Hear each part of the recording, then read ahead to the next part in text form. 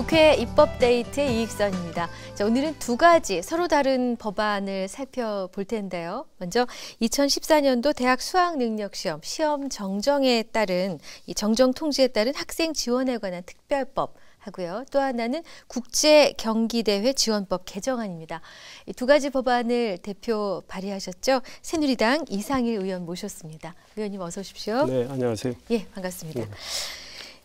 최근에 동북아 역사재단이 홈페이지에 표기돼 있는 그 동해 표기를 변경했다는 보도가 있었습니다. 네. 마침 또 의원님께서 동북아 역사왜곡 대책 특별위원회 위원이시기도 하고요. 그 지난 국정감사 국회 본회의 대정부 질문에서 이를 지적하셨다는 말씀을 들었는데요. 동해 표기와 관련해서 의원님께서 그간 해오신 활동 왜 이렇게 공을 들이시는지 궁금합니다.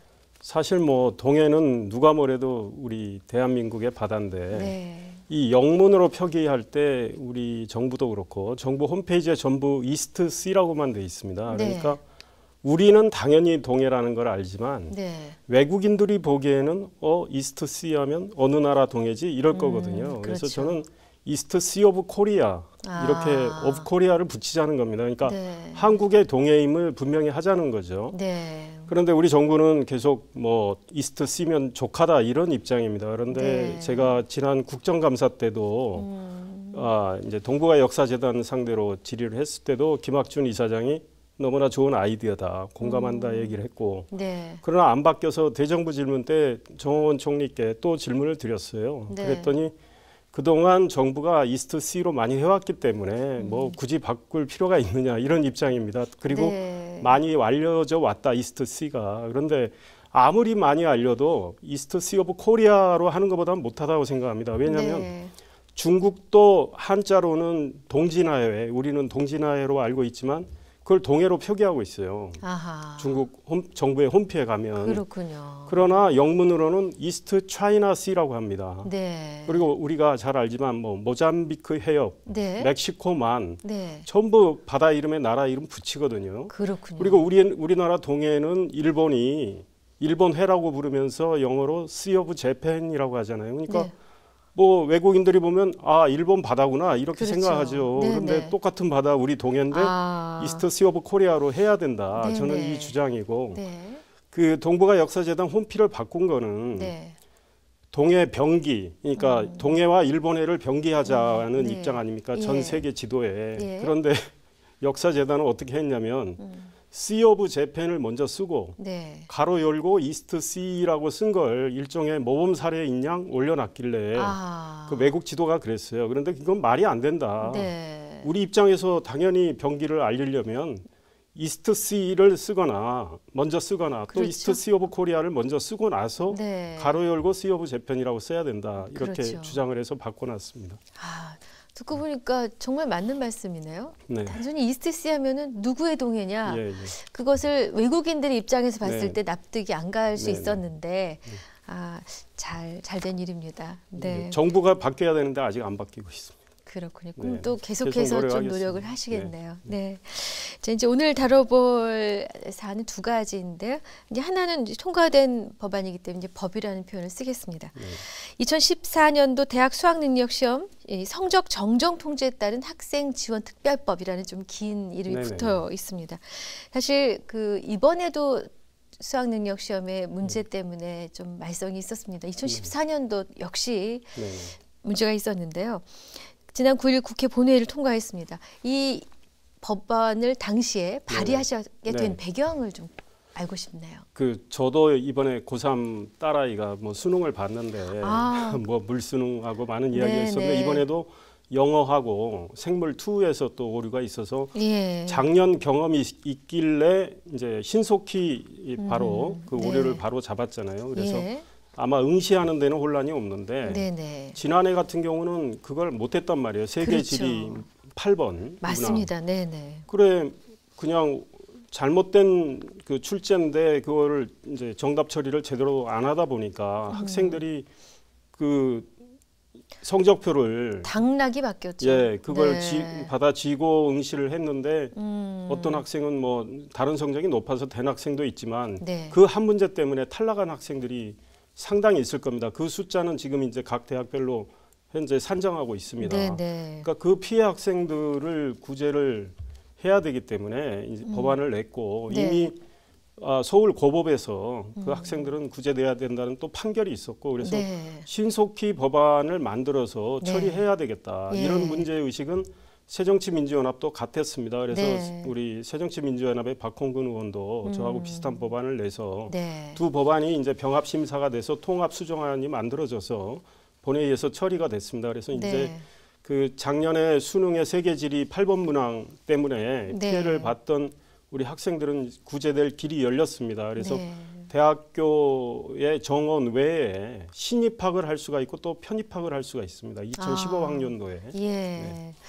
그 피해 학생들을 마련된 이번 그 대학 수학 능력 시험 특별법이 담고 있는 내용 지금 살짝 말씀해 주셨는데 네. 담고 있는 내용이 어떤 것들인지 좀 소상히 그러니까 알려주십시오. 목적은 피해 네. 학생들을 구제하는 건데 네. 사실은 피해 학생이 직접적인 피해 학생이 있고 간접적인 피해 학생이 있습니다. 그러니까 세계 그 지리 8번 문항 때문에 그 오답 네. 처리된 그 문항 때문에 점수가 깎인 학생들이 있잖아요. 그렇죠. 그 학생들이 그 불과 뭐 3점 차이 때문에 자신감이 떨어져서 네. 정시나 수시에서 하향 지원을 하는 경우에 예. 그 하향 지원을 해서 어디 학교에 합격이 됐다고 해도 그거를 입증할 수가 없습니다. 그러니까 그 학생들은 간접 피해자인데 네. 이제 그 점수를 가지고 어떤 특정 대학에 이제 응시를 해가지고 네. 불합격 처리가 됐는데 만약에 그 점수가 맞는 답이 처리가 됐을 때 합격선을 넘은 학생들, 네네. 그 사람들은 이제 직접적인 피해 학생인데 그 학생들만 구제하게 돼 있습니다. 왜냐하면 간접 피해 학생들은 우리가 어떤 학생이 간접 피해자인지 확인할 수가 입증할 없어요. 길이 네, 없으니까. 그래서 일단은 직접 피해 학생들을 구제하는 데 초점을 맞췄고요. 네. 그다음에 2015학년도 내년도 대학교 신입학 때 네. 또 그때 편입학을 할 수 있도록 그러니까 새롭게 1학년으로 들어가거나 네. 기존에 어느 대학 다니다가 이제 자기가 원래 응시해서 떨어진 대학에 합격할 수 있었다면 2학년으로 편입할 수 있게 규정을 만들어 놨고 그때 커트라인을 감안해서 네네네, 그 점수 그렇죠. 차이 범위 안에 네. 들 경우에 네네네. 그래서 그 학생 숫자는 각 대학별로 지금 현재 추계 중에 있고요. 예. 네, 제가 알기로는 뭐 전국적으로 한 300여 명 정도 되지 않을까 이런 뭐 보도가 나온 걸로 알고 있습니다. 300여 명, 300인의 인생이 사실 좀 그렇죠. 다른 그림이 네. 그려질 수 있는 그리고 부분이죠. 사실은 네. 뭐 이 법이 그런 네. 학생을 직접적인 피해 학생을 구제한다고 해도 네, 그 학생들과 학부모들이 겪었던 고통 네, 또 학생들이 하향 지원함으로 인해서 연쇄적으로 그렇죠. 이 이제 뭐 당락이 갈린 경우가 있으니 간접 피해 학생들이 겪었던 그 고통을 다 우리가 구제할 수는 없는 상황이 매우 안타깝습니다. 네.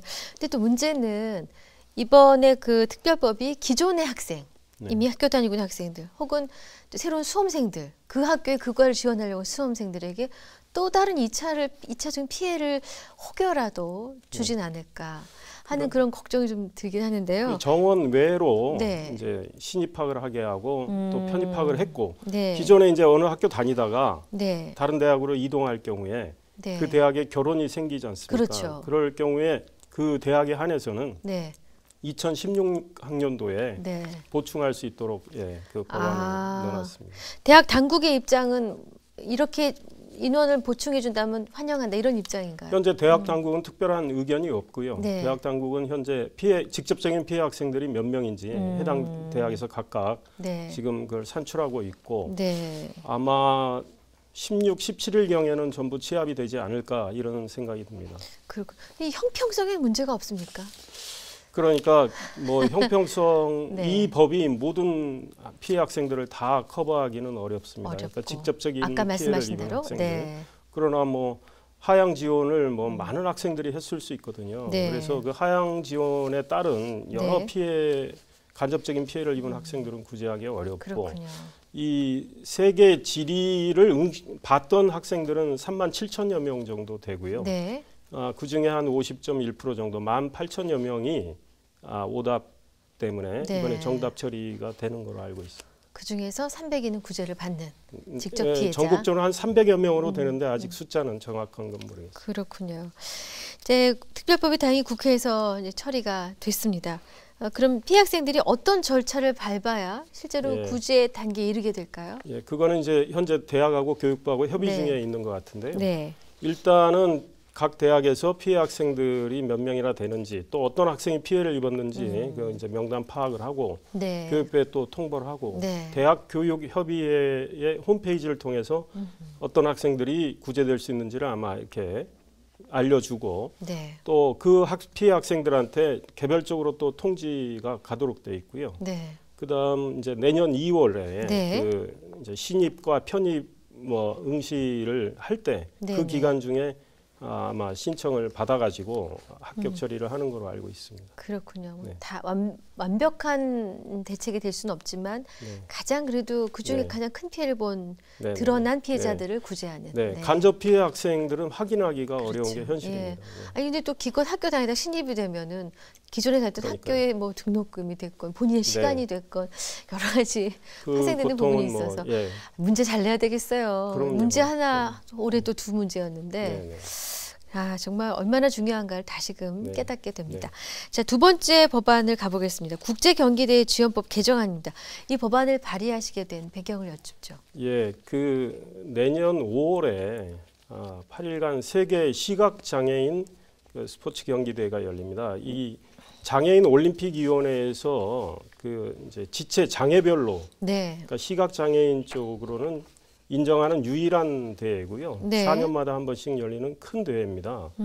이 10가지 종목, 육상, 뭐 수영, 네. 5인제 축구 등 10가지 종목에서 이 경기가 벌어지는데 네. 시각장애인들이 네. 경기를 하는 건데 네. 2012년에 이 대회를 우리가 유치를 했는데 네네. 그 당시 법적 좀 미비점이 있었습니다. 그러니까 이 국제경기대회 지원법은 현재 어떻게 되어 있냐면요. 그 정부로부터 지원을 국비 지원을 받을 수 있으려면 네. 그 대회 유치 신청할 때 문화부 체육부 장관한테 신청해서 승인을 받아야 하고 네. 또 이 대회를 개최함으로 인해서 드는 여러 가지 비용에 대해서 그 산정을 해서 기재부 장관한테 제출해서 또 승인을 받아야 국비 지원이 가능합니다. 그러니까 이 무분별한 대회 유치를 막기 위한 사실은 법이죠. 그런데 네. 이 법정 요건에 충족이 돼야 국비 지원을 받는데 이 대회를 유치 신청을 하고 이 대회를 땄을 땐 이 법 시행이 안 된 상황이어가지고 네. 예 그래서 현재로서는 국비 지원을 받기가 어려운데 이미 그 정부 중앙정부에서 54억 5천만 원의 예산 지원을 책정을 해놨고요. 네. 또 서울시도 같은 금액의 예산 지원을 하기로 예산 책정을 해놨고 네. 조직위가 아마 72억 원 정도 되기로 돼 있는데 네. 이 법이 통과가 돼야 그 중앙정부의 예산 지원을 받을 수가 있고 또 조직위는 그 안에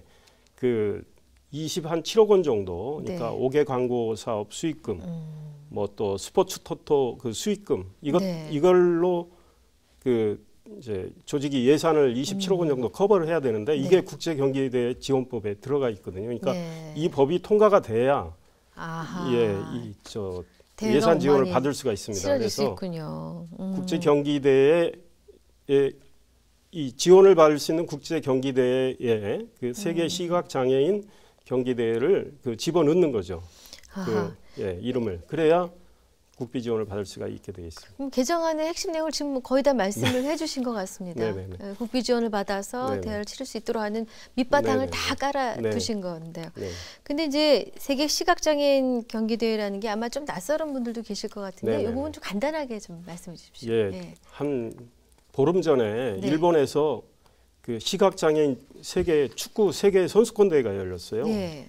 저도 가서 처음 봤는데 네. 1박 2일 가서 네. 이 시각장애인들은 눈이 안 보이잖아요. 네. 잘. 그런데 또 시력의 차이가 좀 있나 봐요. 있습니다. 그러니까 예. 이 전부 부응대를 하고 안대를 하고 그러니까 똑같은 상태에서 축구를 하는데 축구공에 이 볼 같은 걸 넣어서 소리가 나도록 해서 귀로 듣고 축구를 하는데 세상에 놀라운 실력입니다. 우리가 그러세요? 12개국이 출전해서 한국이 10위를 했는데 네. 굉장히 잘하더라고요. 그러니까 네. 시각장애인들도 얼마든지 장애를 극복할 수 있다. 네. 이런 걸 그냥 웅변적으로 보여주는 거예요. 그래서 이 대회는 무슨 경기장을 새로 짓는 것도 아니고 네. 기존의 경기 시설을 다 활용하기 때문에 네. 이 장애인들이 장애를 극복하는 그런 감동적인 모습 이런 걸 네네. 보여주고 장애인들이 또 꿈을 키우고 네. 이런 거기 때문에 이 대회는 뭐 지원을 하는 게 좋다고 생각해서 많이 지원해드려야 될 것 같아요. 냈습니다. 예전에 장애인 올림픽에 네네. 장내 아나운서로 잠깐 이제 활동을 한 적이 있었는데 수영장에서 그러셨어요.